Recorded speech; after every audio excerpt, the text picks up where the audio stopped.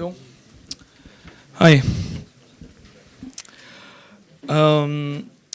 Yeah, so last year in Bangkok, I was, making a presentation about why Verkle trees were still the thing to do.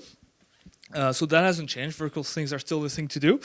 But there's been so many changes that this comes into question. So I'm going to basically give an update on this presentation of last year and announce that, well, it's pretty obvious by now to everybody involved, but announce that we're moving away from Verkle trees. And we're going back to binary trees. So I started working in binary trees in 2018. Got interrupted by research to say you should work on who said you should work on Verkle trees, and here we go again. More preemption. Time to work on binary trees. So let me give you the status quo. Verkle trees are the only option we have right now. So this hasn't changed since Bangkok. They are much smaller than the Verkle. The tree itself is much smaller. The proofs are also smaller, and yeah, it's I forgot something, but it's also ready. Yeah, that was the important part.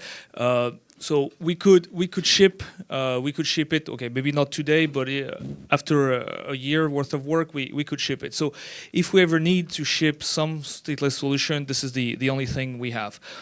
On the other hand, it's pretty obvious that this is not the perfect solution.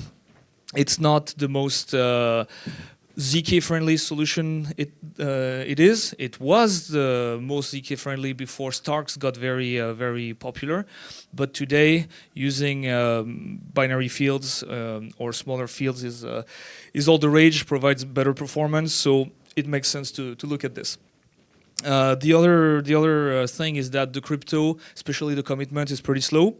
So it's not like we absolutely need to do Verkle or die. It's just that it gives us a very good reference point to compare everything else. And so we are back to the drawing board, and we're looking at that gives us the opportunity to look at a lot more options. So you have at least two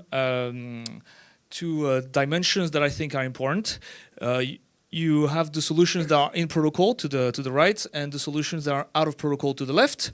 You have solutions that are completely stateful, and solutions that are completely stateless. And Verkle is in the bottom left corner. It's completely stateless, and it's in protocol.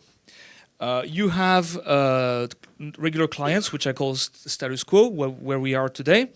It's completely stateful, and it's in protocol. You could think of several solutions in the middle. So there's VOPS, I'm going to get into this. There's state expiry, and there's a typo. It's a substate, not susstate. And of course, at the very bottom, you have ZK stateless, which is the thing everybody's excited about, but it's completely out of protocol. Although it's trying to move in that direction, we're looking at several years of development before we can get there, and that's also there's a lot of questions to be answered before we get that. So anyway, VOPS, or validity only partial statelessness, is something we started looking at this year. It's about realizing that some machines on the network are just very specialized, and they don't need to hold the entire state. They only need to store as much data as they need to perform their function. So if you think of something like inclusion list, like Fossil, which is the latest censorship-resistant proposal, you just need to build an inclusion list. You don't need to know the state of a contract. You just need to know what the balance and the nonce of that function are, of that account are, and that's it. So instead of getting the whole tree, where like here the account tree is in red and the storage trees are in cyan, you just keep, like you delete all that and you just keep the nonce and balance. And that gives you a disk footprint of 14 gigabytes. This could potentially hold in RAM, so you can, you can function at a, in a degraded mode. In a way, you can't do block production with this, but you can definitely do something useful for the network. So that's the first idea. There's the arbitrary substate approach, where this is completely out of protocol. So this is the other extreme. You just delete what you're not interested in. So for example, someone's interested in this account and not this account, so they delete it. This could be useful, for example, for dApps who need to serve state or connect. They're only interested in tokens. They're interested in user balances. They're interested in their own state, like the Uniswap storage, for example. But they are not interested in stuff that they can't trade, like some NFTs that cannot be traded, or CryptoKitty. I actually don't know if you can trade CryptoKitties on Uniswap. That's a question. But assuming you can't, you could delete this. That's a lot of data you don't need. And yeah, so I covered the idea, what I call the spectrum. But actually, this is a bit of a, like, I would like to add another dimension, which is very often overlooked when you hear about all the great ideas of ZK statelessness. It's decentralized block building versus centralized block building. Sorry, it's the other way around. Decentralized is here and centralized is here. And you can see that, okay, the status quo, it's at the top. It's still completely decentralized block, like the block building is completely decentralized, but it's collapsed. VOPS can actually interact anywhere. Like for example, a centralized builder can also only decide to keep, so can decide to keep only what they want. If they decide to censor transactions, they can perfectly delete the addresses that they don't want to keep, and no one could do the same thing. Could prevent them from doing so. Same thing with the arbitrary substate. So this is not in protocol. So, but the builders could say, look, if you're sending a transaction that touches this place, this address I don't like, I will not include you. And then at the bottom you have ZK stateless, and this is where the major difference is with Verkle. It's that it's very centralized. Why is it centralized? Because to build those proofs, you need a very powerful and expensive machine. And this is where you get to my controversial slide here. You have a risk of heavy centralization of the block building process. Why? Because, like I said, you have, if you go to easeproof.org, you will see it costs 0.1 cent to build a proof. That's awesome, but 0.1 cent every 12 seconds, that's $300,000 per year. Who's gonna pay for this? Any taker? Didn't think so. So you have to find a reward somehow. You have to find a reward for every proof system, every builder, and they need to make at least 300,000 this year, right? If you have a validator, for $1,000 about, you can run a machine, and the network will give you more than this, so you break even. With this, it's not clear how you do it. So I think there's a big question of who's gonna provide the proof, who's gonna hold the data, and this is not answered. And I think what we don't want is go the Solana route. Like Solana, they're not stupid, they're not evil. They just chose performance over decentralization, and they're trying to get to decentralization, but that's clearly not their priority. Their priority is performance. When we get to that same position, we'll have the same problem. Doing ZK statelessness things we already signaled we prefer doing fancy, cool math stuff over decentralization. Going back is going to be a challenge, just like it is for Solana. So, yeah, I think people should be aware of this problem. Anyway, that was how stateless could happen. The next question is when can it happen? I think in core development until now we have done a lot of, we have always done things without wondering how or when they were needed. And so we started this new effort. which is called the bloat net. And the idea is we're going to take the current mainnet and we're going to bloat up the state to very heavy weights. In such a way that the state is going to be double the size, 4 times the size. Okay, maybe not 100 times the size, because no machine on Earth can hold this. But we want to make it as large as possible, and this way we can see what breaks. We can see is that snap-sync that fails? Is it just the performance that goes really that starts slowing down up to a point that we can't just produce block anymore or verify them? And once we've done this, we want to test it on every single EIP. So every time there will be a new EIP proposed, it needs to be implemented. It goes on the bloat net, and we see what happens, so that we can try to guess the future. With this, we're going to have a stateless decision table, or at least a course of action.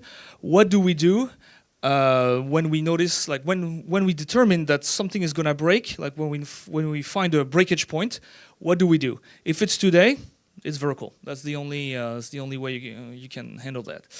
If it's in 2 years, we can consider binary trees with some hash function. If it's in 5 years, presumably the performance of ZK VMs will be such that we don't even have to change the tree. We only need the code chunking method, and I will explain what they are, right? And whatever you do, at some point, someday, the state will just be too big no matter what you do. So in 100 years, you need to implement state expiry. So let's start with state expiry. We have this person working in my team, Han, who is looking at it. He proposed the first version of the EIP, which was called 7736. It's Verkle based, unfortunately. It could be adapted to binary trees. And it provides a lot of interesting results. Like, we know most of the state. So the blue part is what would be kept after 6 months. Like, if we expire something every 6 months, this is how much state you would have to keep. The rest you delete. And if you need it again, you need to provide the proof to the builder that you used to own that state.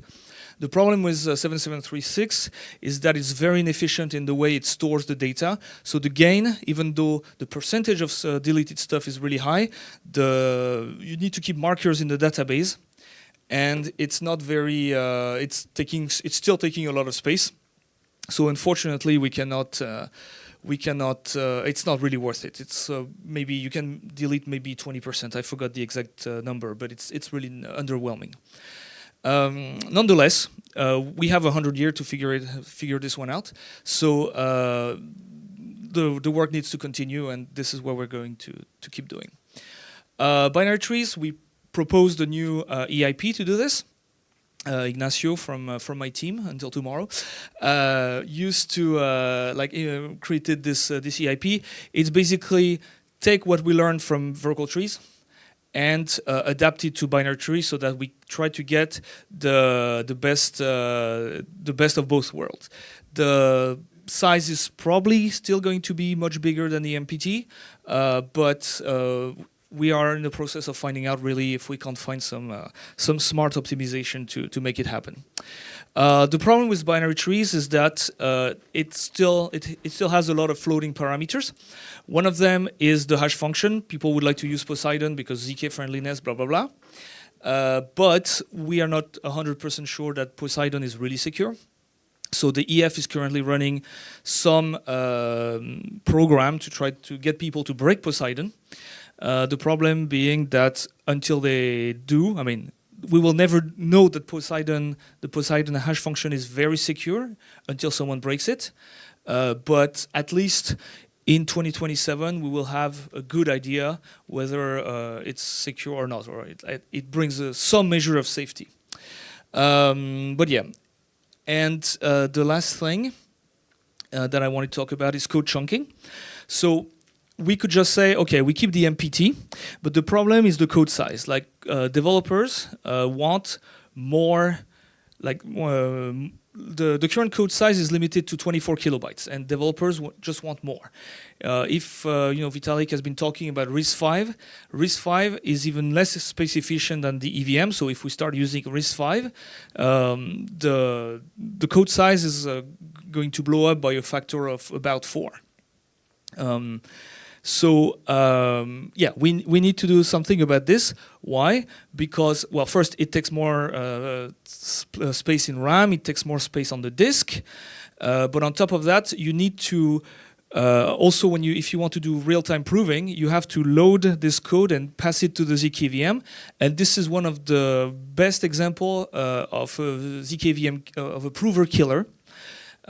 Is just that there's just too much data, and that means because you have all this polynomial magic, it blows up the RAM and it crashes the provers. And for $25, we have done that. Ignacio has done that. For $25, you can crash all the provers on ETH proofs. So $3,000 on one hand, $25. Right, and also, if you want to do just regular inclusion proofs, you need to pass the code on the size. That's 300 megabytes at 2 days gas limit. If you want to put it, attach it to the block for the inclusion proof for every location attached in the block, that would be 300 megabytes. If you increase the gas limit as we want to, that's going to be even bigger as a worst case scenario. So what we do is, we currently load the code in RAM, and we find out that we actually needed just this bit and this bit, so we loaded the whole thing for nothing, and which is why the ZK prover attack is so efficient, because you can have one very cheap interaction with the code, but you still need to load the entire code. So the answer is simple. You just cut the code in chunks, and you only load the chunks on demand as you need them. And of course, you adapt the gas model to reflect that you're loading chunks, and this is what you need. So I forgot to mention it on this slide, but we have an EIP 2926 that is suggesting this, that we're going to push for Glamsterdam. I think I went a bit fast, but yes, this is the end. So any questions? 3 minutes. Questions? Yes, sir. In the beginning, you had this sort of like three-dimensional graph where you had state expiry as being out of protocol. Yeah. Can you elaborate on what you mean by that? Because my understanding was that state expiry is always in protocol because you can provide back the state even once it's expired. Right. So I guess you are absolutely correct. It would be in protocol. I mean, okay. That's why it's there, because it's kind of confusing. I agree. You could have it completely in protocol. You could also have it completely out of protocol if you decide to do it yourself. And then when you need the state, you go get it. You find it somehow. And the somehow is why I would say it's kind of out of protocol. Yeah. But yeah, okay, that's a good point. It was confusing. So thanks for that.